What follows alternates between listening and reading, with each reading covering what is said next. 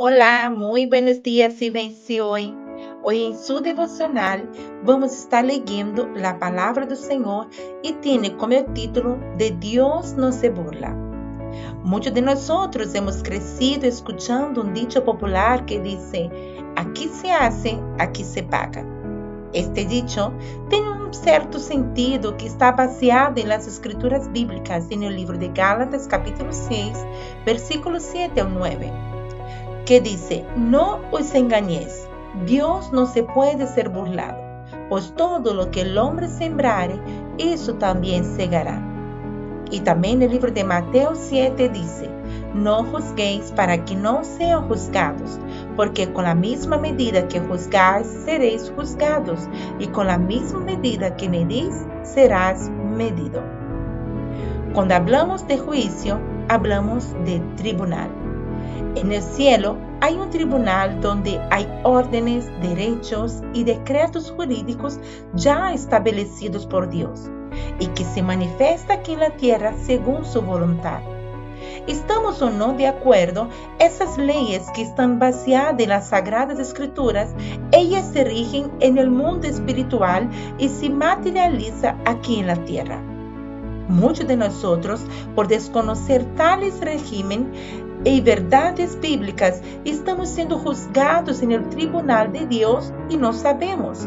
Y también muchos de nosotros dejamos de reclamar y de recibir lo que nos pertenece por derecho legales, según la herencia y promesa que nos ha sido otorgada por Dios y están plasmadas en las Sagradas Escrituras. Así como dice en el libro de Oseas, capítulo 4, no versículo 6. Mi pueblo perece por falta de conocimiento. ¿Por qué esas palabras de Dios no se burla? Porque es una burla para Dios querer reclamar una justicia de algo que no es justo.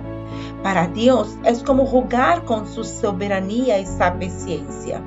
Nunca una persona en su juicio normal se pondría delante de un juez a reclamar un derecho sobre algo que él no tiene derecho. Y el reino de los cielos se basa en derechos legales.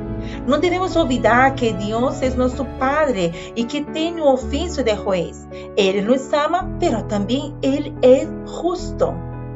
Debemos saber que en el reino de los cielos es que gobierna todo el universo, cuyo juez es Dios. Salmo 75, el versículo 7. Sino que Dios es el juez, a uno humilla y a otro ensalza, cuyo abogado es Jesucristo, que dice, hijitos míos, estas cosas os escribo para que no pequéis, y si alguno hubiere pecado, abogado tenemos para con el Padre, a Jesucristo el justo. 1 Juan capítulo 2, versículo 1. Y también tenemos el fiscal, el acusador, que es Satanás, pues el acusador de nuestros hermanos, el que nos acusa delante de nuestro Dios día y noche. Apocalipsis capítulo 12, versículo 10. En esta corte, donde presentamos nuestra situación, cuando nos ponemos delante de Dios para sermos juzgados o justificados según nuestras acciones. Así que cuando juzgas a alguien, Satanás también encuentra derechos legales de juzgar a ti delante de Dios. Porque él sabe que si la palabra de Dios dice, no lo hagas y tú lo haces, estás desobedeciendo a Dios.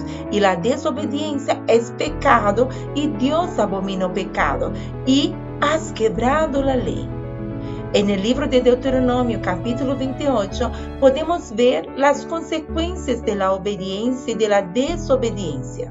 Si pecas y no hay un arrepentimiento verdadero, eso le dará derechos legales a Satanás sobre su vida para reclamar delante del tribunal de Dios su condena y atar áreas de su vida.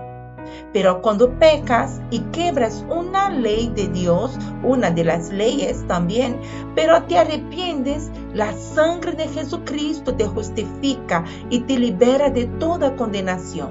Romanos capítulo 8, versículo 32. Debemos entender que tú y yo no tenemos ningún derecho de juzgar a nadie. Y la misma medida que medimos los demás, así nos medirán a nosotros. No solamente el hombre, sino que también el propio Satanás. Debemos nos concientizar que el puesto de juez pertenece al único y soberano Dios. Y cuando juzga a alguien, tengas o no razón, estás abriendo una puerta de legalidad espiritual para que Satanás te acuse legalmente delante de Dios. Y legalmente, él reclama también su botín, que representa sus bendiciones que tienes por derechos delante de Dios. Esa es algunas de las razones por la cual muchas veces no avanzas en algunas áreas de su vida. Por no haber aprendido que una simple palabra contra alguien trae juicio y condenación sobre su propia vida y consecuentemente a su generación. También es cierto que hay muchas bendiciones que están retenidas en el tribunal de Dios, que quizás sus antepasados no lo reclamaron por desconocimiento de esas verdades. Bendiciones que llevan su nombre, lo de su familia y de su generación, y aún no han sido manifestadas aquí en la tierra para su vida porque no conoce sus derechos legales y no la reclamas delante de Dios, como hijos de Dios ya justificados por la sangre de Jesucristo. Podemos ver una parte de la oración del Padre Nuestro que dice: venga tu reino y hágase tu voluntad, aquí en la tierra como en el cielo.